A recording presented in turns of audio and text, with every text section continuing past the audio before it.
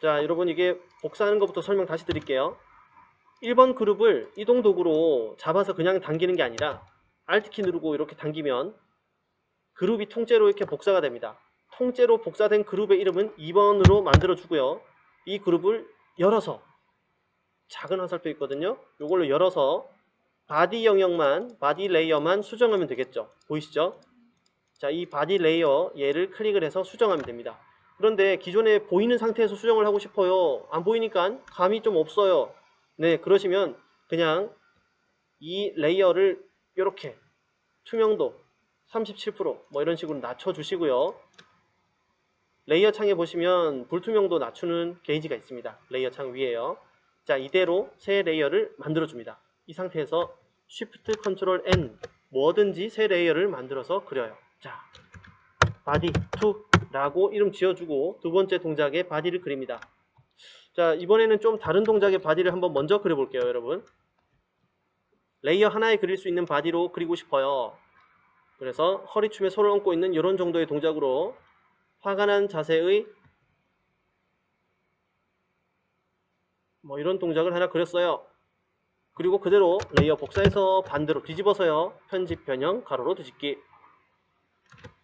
자, 이렇게 캐릭터 바디를 만들어주고 기존 바디 레이어는 삭제했습니다. 자, 일단 두 바디 레이어는 함께 선택하고 Ctrl E 눌러서 합쳐줬습니다. 표정도 좀 바꿔줘 보겠습니다. 얼굴 복사 부분에 표정이 있는 레이어 소스가 있죠. 이 레이어를 클릭을 하고요.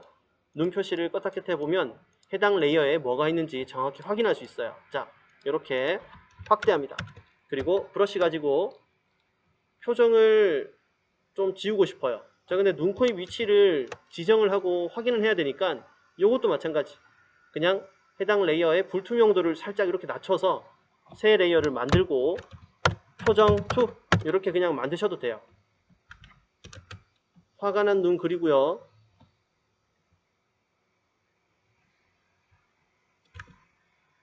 자, 입도 이렇게 화가 난 입 그리고 기존에 있던 얼굴 레이어는 삭제해 주면 되겠죠. 머리 부분은 지금 하나의 그룹으로 잘 포장이 되어 있습니다. 그죠? 이거는 이제 다음 시간에 우리가 할 건데 트랜스폼 변형 기능인데요.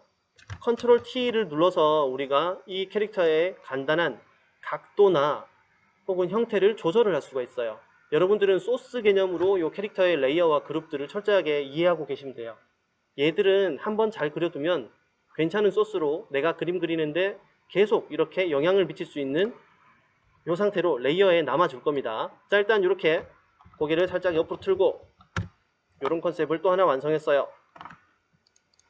세 번째, 레이어를 통해서 간단한 원근감을 표현을 할 수가 있는데 오늘의 이제 실습할 마지막 단계는 사실 요겁니다. 제가 1번, 2번 그룹을 옆으로 약간 좀 밀게요. 두 그룹 모두 선택해서 두 그룹 다 옆으로 좀 가자. 자리 좀 만들어봐. 복사해서 세 번째 예시를 들어볼게요. 자, 이모티콘이라 하면 우리가 감정 표현이나 상황 표현, 동세 표현을 해야 되는데 평면적인 모양으로는 이 정도밖에 삐죽삐죽 안 움직이는 거잖아요. 그죠? 팔이 이렇게 얼굴 앞으로 오고 싶어요. 예를 들어서 혹은 다른 동세가 일단 취해지면 원근감의 표현이 2D에서도 돼야 되잖아요. 그런데 기본적으로 전체적으로 그냥 이렇게 그려야지 라고 해서 새 레이어에 그대로 한 방에 그릴 수 있으면 제일 베스트. 그게 제일 베스트인데 힘들다 그러면은 앞에 나올 팔 이런 거는 따로 레이어를 만들어서 레이어 위치를 제일 위로 올리면 돼요. 이렇게요. 자, 팔 위치를 바꾸고 싶어요. 얘는 3번이죠. 그룹을 열고요. 바디 영역을 수정하면 되겠죠. 먼저 바디만 먼저 그립니다. 새 레이어 만들기 바디.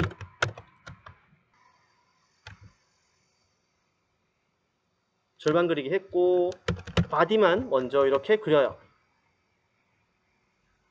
자, 이제 팔이 얼굴 앞으로 나오고 싶은데 그럴 때는 새 레이어 만들고 팔. 자, 이런 식으로 덮이는 영역의 팔을 먼저 이렇게 그려줍니다. 자, 이제 이 팔 레이어가 다른 녀석들보다 바디의 다른 레이어의 녀석들보다 위쪽에만 있으면 돼요. 자, 팔 레이어 하나 더 복사해서 반대쪽에 똑같은 대칭하는 동작을 하나 만들어 볼게요. 가로로 뒤집기. 자, 이런 식으로 구성이 됐습니다. 자, 맨 밑에 있는 기존의 바디 레이어는 투명도 준 거요. 이 녀석은 델 눌러서 삭제합니다.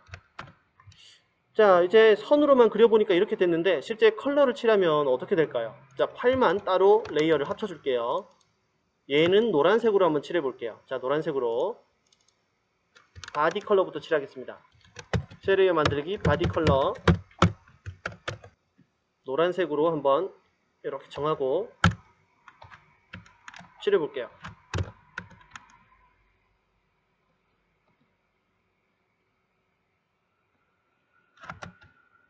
자, 바디 컬러 그리고 머리, 머리가 위에 가야겠구나. 바디보다 머리 그룹은 바디보다 위로 갈게요. 이렇게 보이도록.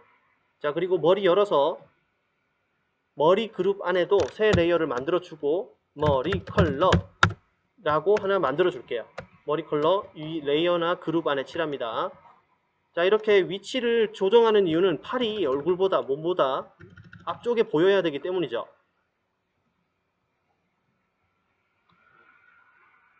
자, 이런 식으로 컬러가 다 칠해졌어요.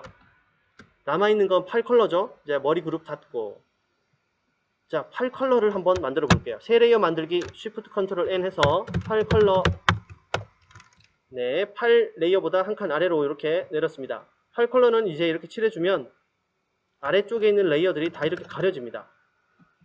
자, 표현을 하자면 이런 식으로 되겠죠. 자, 레이어의 구성이나 순서는 일단 기본적인 개념에서 조금 더 나간 지금 원근감 개념까지 조금 넘어왔어요. 이 정도로 이제 표현을 할 수 있어요. 자, 그리고 이렇게 면으로 항상 닫아줘야 되느냐? 아닙니다. 팔 지우고 새로 또 그려볼게요. 자, 팔을 그릴 때 꼭 아래쪽으로 닿지 않아도 돼요. 뭐 이런 식으로 더 짧고 간결한 팔이 나와야 된다. 캥거루 같은 팔이 있어요. 이렇게. 자, 이런 식으로 올라와도 마찬가지입니다. 아래쪽은 열어놨죠. 저래도 새 레이어 만들고 팔 컬러 레이어를 한 칸 내려서 마저 색을 칠해줍니다. 자, 이렇게 색 칠하면 얼굴선이나 몸선이 다 덮이죠. 이렇게만 칠하면 끝나요. 사실. 자, 일단 구성은 이런 식으로 주로 합니다.